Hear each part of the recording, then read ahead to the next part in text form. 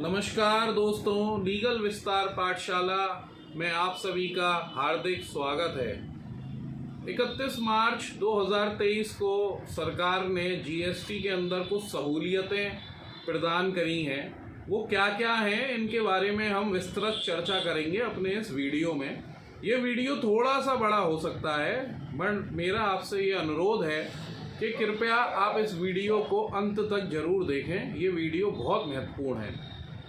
Point by point हम discuss करते हैं कि क्या क्या सहूलियतें सरकार ने हमको प्रदान करी हैं। सबसे पहला हम डिस्कस करते हैं कि कोई भी ऐसा रजिस्टर्ड पर्सन जो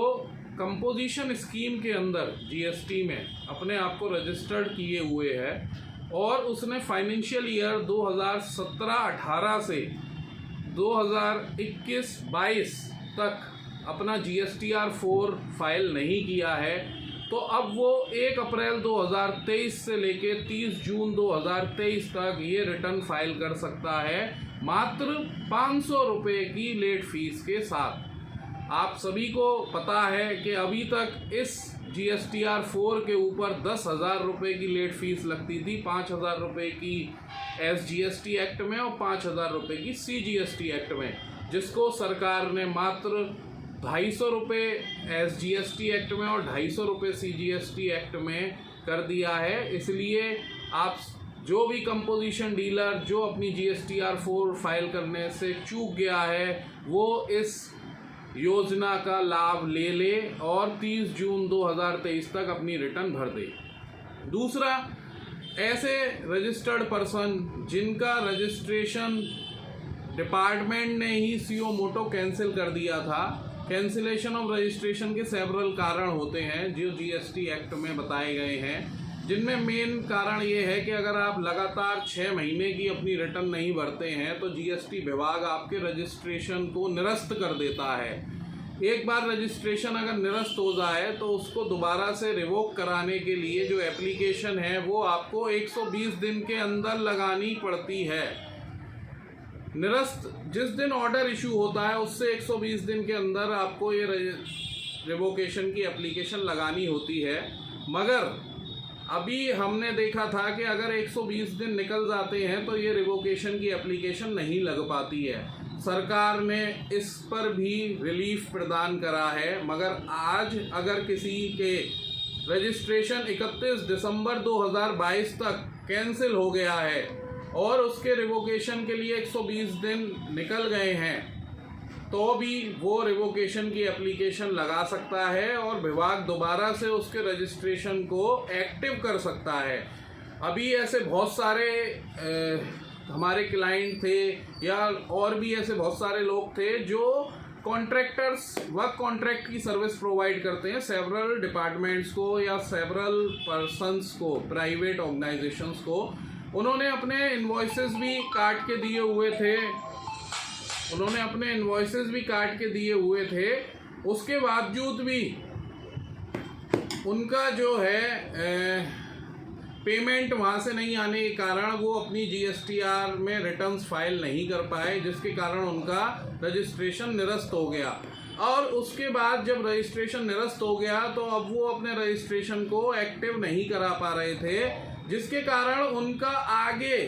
कोई भी वर्क कॉन्ट्रैक्ट ना तो उन्हें मिल पा रहा था और ना ही उनका जो पेमेंट फंसा हुआ था विभाग में वो उनको हो पा रहा था। तो ये सरकार ने एक बहुत बड़ी सहूलियत प्रदान करी है ऐसे रजिस्टर्ड पर्सन्स को जिनके रिवोकेशन की एप्लीकेशन के लिए 120 दिन निकल चुके थे और उनका रजिस्ट्रेशन किसी भी तरीके से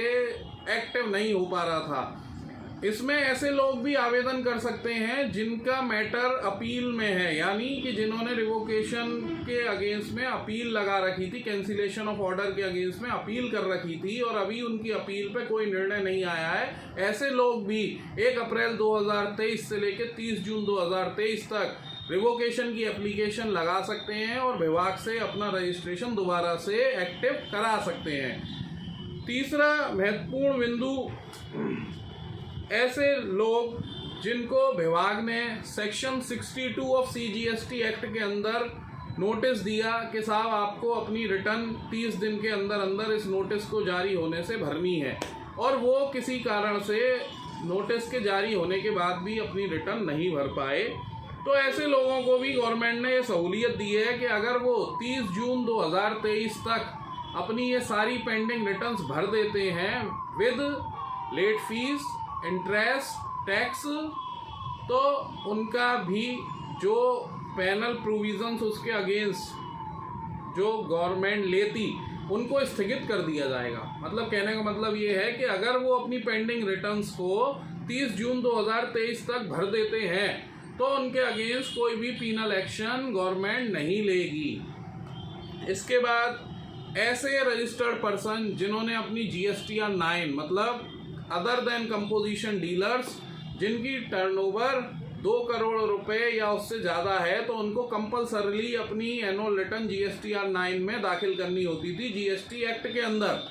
मगर ऐसे बहुत सारे रजिस्टर्ड पर्सन जिन्होंने फाइनेंशियल ईयर 2017-18 से लेके 21-22 तक अगर अपनी GSTR 9 फाइल नहीं करी है, तो हम सब जानते थे कि उस पर अभी तक 200 रुपये पर डे की पेनल्टी चलती थी, जिसको सरकार ने कम करके मात्र 20,000 रुपये सालाना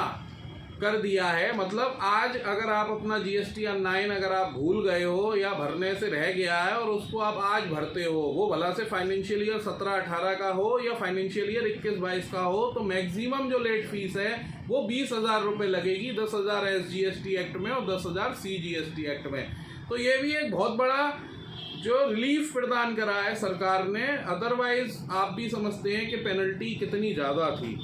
इसके बाद ऐसे लोग जिन्होंने खुद से अपना कैंसिलेशन की एप्लीकेशन लगाई थी कि साहब अब हम आगे व्यापार नहीं कर पा रहे, या प्रोप्राइटर की डेथ हो गई या कोई और कारण रहा जिसके कारण उसको अपना व्यापार बंद करना पड़ा, तो GST एक्ट में हम व्यापार बंद करने के लिए एक अपनी एप्लीकेशन लगाते हैं। उस एप्लीकेशन का जब ऑर्डर इशू हो जाता है विभाग से, तो उसके बाद हमको एक GSTR 10 जिसको हम फाइनल रिटर्न बोलते हैं वो जमा करनी होती है। उस ऑर्डर के आने के बाद अगर हमने अपने उस रिटर्न को भरने से भी चूक गए हैं, तो 30 जून 2023 तक ऐसे जितने भी GSTR 10 आपके रह गए हैं उनको आप 1,000 रुपये मात्र की लेट फीस के संग जमा कर सकते हैं। ये सारी सहूलियतें सरकार ने प्रदान करी हैं उन सारे लोगों को जो GST के अंदर अपने आप को रजिस्टर्ड कराए हुए हैं और अभी तक परेशान हो रहे थे कि किस तरीके से इन पेनल्टीज से या इन प्रोसिक्यूशन से अपने आप को बचाएं। तो मेरा आप सभी से अनुरोध है कि अगर इन पांचों में से किसी भी पॉइंट के अंदर या किसी भी एक्ट के अंदर आपने कोई भी चूक कर दी है और अब आपके पास मौका है कि आप अपनी उस चूक को 30 जून 2023 तक दूर कर सकते हैं थोड़े से पेनल्टी को देकर। दोस्तों, अगर आपको मेरा ये वीडियो अच्छा लगा हो तो हमारे वीडियो को लाइक करें, हमारे चैनल को सब्सक्राइब करें, और अगर आपको ऐसा लगता है कि ये वीडियो और लोगों के लिए भी महत्वपूर्ण हो सकता है तो हमारे वीडियो को कृपया शेयर करें। और हमारे ऐसे ही वीडियोस को देखने के लिए हमारे चैनल लीगल विस्तार पाठशाला को सब्सक्राइब कर लें, जिससे कि आपको हमारे सारे वीडियोस समय से मिल सकें। धन्यवाद दोस्तों, आपका दिन शुभ हो।